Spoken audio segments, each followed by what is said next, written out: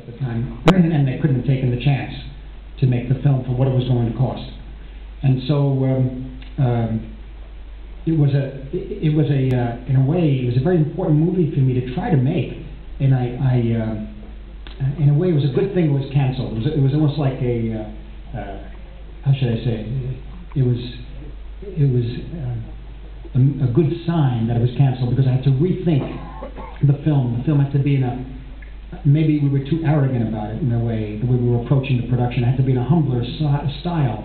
And there was no doubt about that. I had been highly influenced, or really enjoyed, and was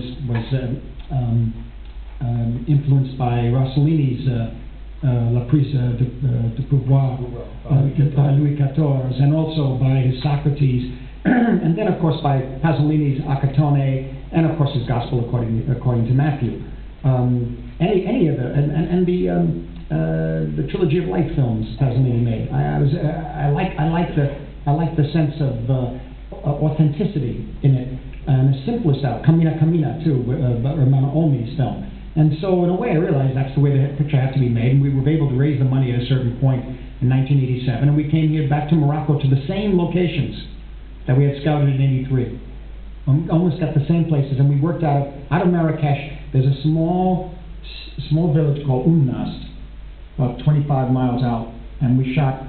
That became Kafar. That became Nazareth, and some other villages in the story. And then we shot all around Marrakech, actually. Then we moved to Meknes, and Meknes was had a little more structure to, in terms of the architecture, to replicate implications of Jerusalem, ideas of what Jerusalem may have been like at that time.